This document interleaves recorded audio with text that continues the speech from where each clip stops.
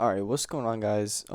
This is gonna be a video explaining kind of my thought process, my amp settings that I've been using recently, my ear, what I listen for when I'm dialing in a guitar tone.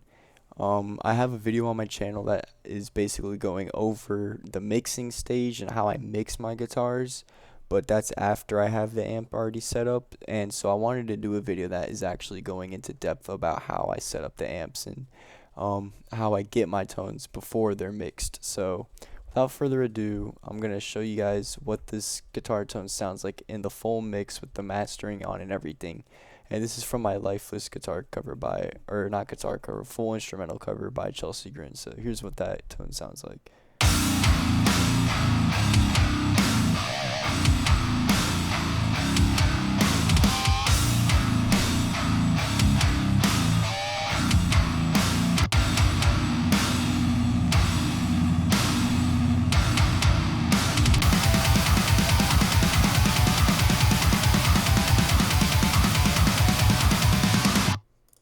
So it sounds super huge, brutal, heavy, face melting, whatever you want to call it. It is what it is. It is the shit. So I'm gonna go into detail on how I get that. But I'm gonna show you what it sounds like without the mixing and mastering on. So it's just straight up out of the amp. This is what it sounds like, completely raw.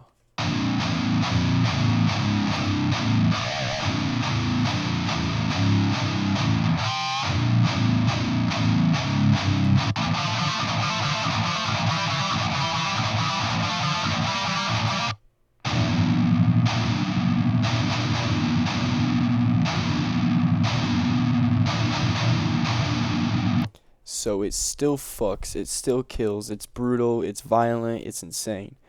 So I'm gonna build it from the very bottom up with you guys and show you my thought process and kind of explain what I'm doing along the way. So I'm using the X50 plugin. I know this is an old plugin. There's other ones, there's newer ones out there that a lot of people use, but I kind of just like this one. I'm a big fan of the 5150 blockletter. This is my favorite amp of all time, and I can't afford one, so um, I'm a broke college student, and I like this plugin a lot. So everything's default right now. I'm just gonna play what it sounds like with it. No tweaking, nothing. It's just straight up. As soon as you load it up, this is what it sounds like.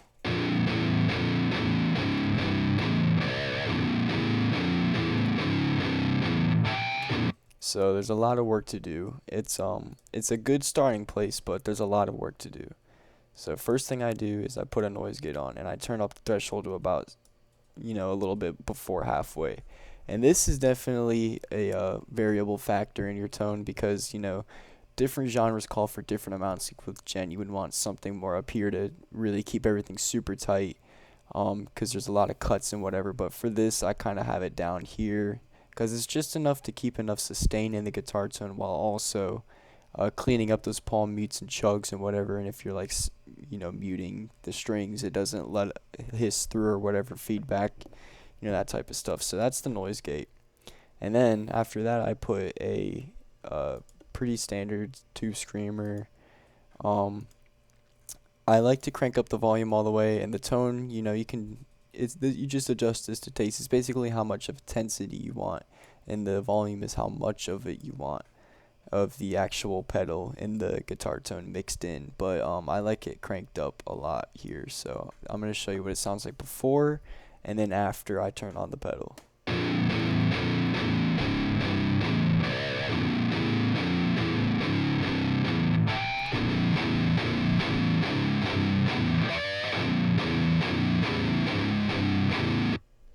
So it does tons of work. It just makes it sound so much more focused. It gives it that big push.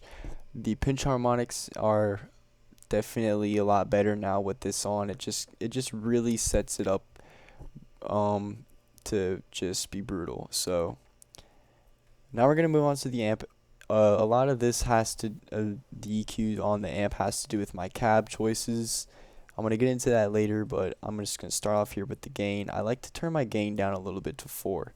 And the reason I'm doing this is because, obviously a lot of people, and myself included, turn the gain up a lot, and I actually broke this habit and found out that it sounds better when you turn the gain down lower. And this is because when you have the gain up a lot, it doesn't sound very clear when there's chords and stuff like that. And I like to use the mindset that a little goes a long way when it comes to using your gain. You can turn it up a lot and it's going to sound like super high gain and all that, but if you turn it down a little bit, you just adjust it to your taste, you're going to get it to sound a lot better.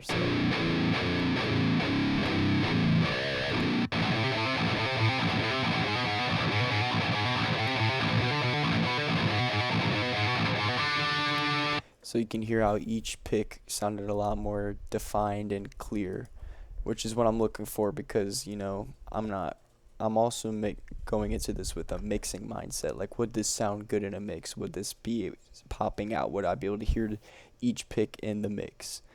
Moving on to here, the low, I like to keep it around 5.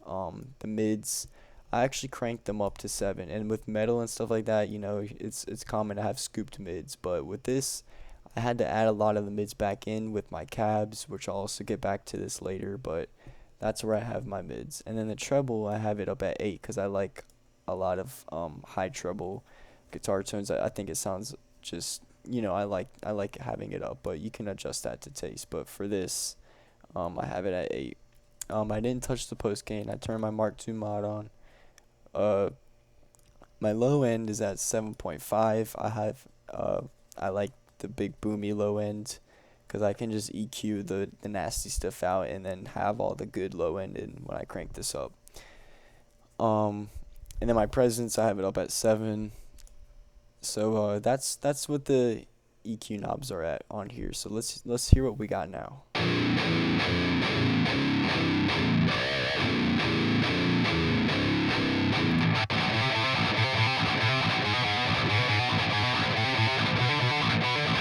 So we're getting somewhere. We're gonna keep going, and then I'll come back to these and explain why I did each of these moves on the EQ. So the power amp, I didn't touch anything. I have the 6L6 tubes, didn't mess with the bias. And the cabs, here's where the tone really starts to come out. And this is super important to pick your cabs. And another thing I wanted to talk about is blending cabs, because I used to not blend cabs for a long time, and I used to just kind of stick with like a Mesa Boogie 4x12, and I just kept it right there, which is good because you can never go wrong with that cab in my opinion. I really like the sound of it, but you can get some really cool, unique sounds that you wouldn't have originally have ever thought of getting when you're combining random cabs together. So, my first cab I'm using is the orange cab. So I'm going to let you guys hear what that sounds like now with the orange cab.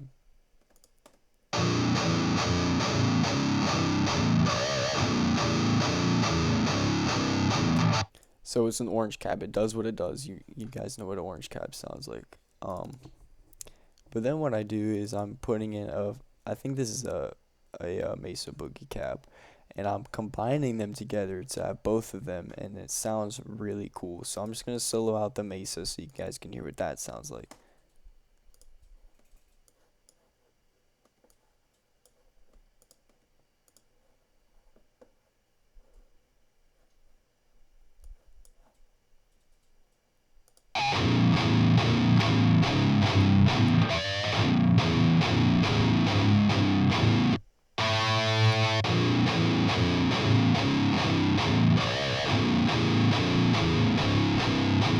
Sorry about that. I forgot to click enable. I was like, what just happened? But yeah, so when I combine these two together, this is what it sounds like, and this is where the tone really comes together and just sounds brutal. This is just crazy.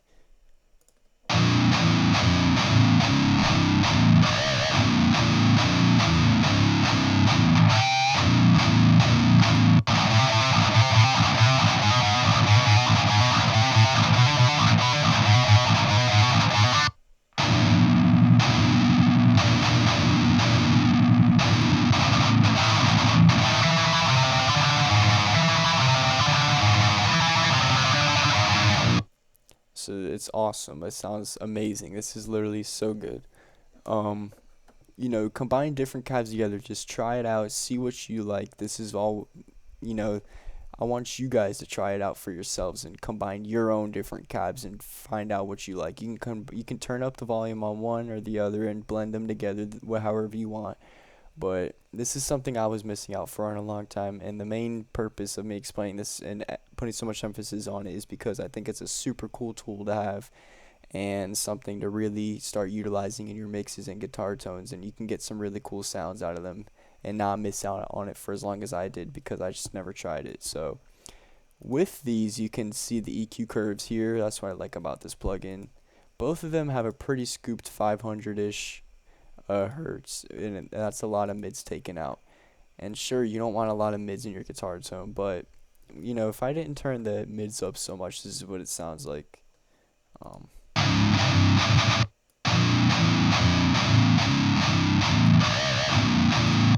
Basically, it's too scooped. So I added a lot of them back in, so then we have like a more louder perception of your guitar. And the treble too. I'm just going to mess around with these knobs so you guys can see why I put them where they are.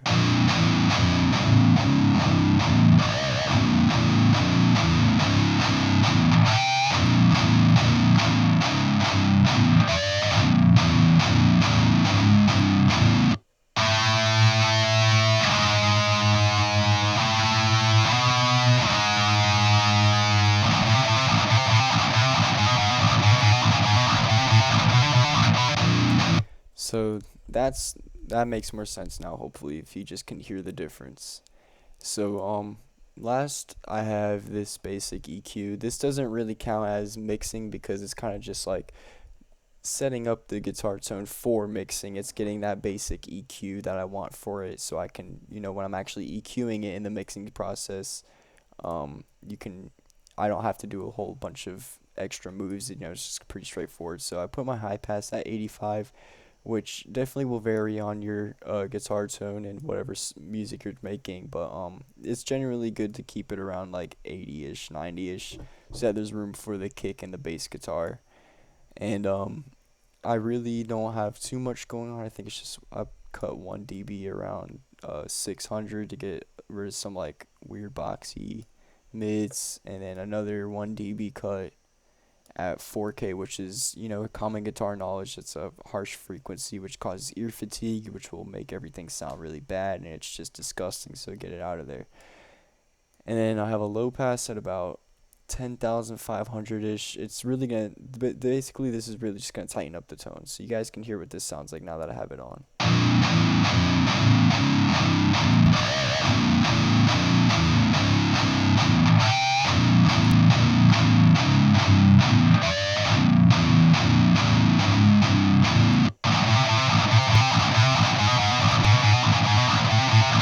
So you can just hear how much of a difference that makes. It really just does so much wonders for the guitar tone, and so I just have that just like that. But basically that's the end of the video. I'm sorry it was a little bit of a longer one, but I wanted to just be as informative as I possibly could and just spread along the knowledge that I've learned and gained throughout this whole process of dialing in tones for as many years as I have been. And I really want you guys to kind of just do your own stuff. You know, copying down the tones, it might not work for your song or your guitar or whatever. It's kind of just, this video was more for just explaining the mindset to kind of step into, and like some basic pointers and tips, and you know, my mindset and process through whenever I'm dialing in tones, and you can kind of adapt that into your dialing in process. But without further explanation and rambling on, leave some feedback and comments. I really like reading the comments. I got a lot of nice ones on my mixing guitars one, so I figured I would actually go into detail about how I dial in the tones, and I like to hear some feedback, you know, things I did wrong or did right, and if you guys liked the video and learned something for yourselves. I think that's really cool to hear that from you guys. But yeah, so that's that. Subscribe for more content. I like to put out stuff like this. I like tutorials and covers. I have a lot of stuff planned ahead, so just subscribe for that.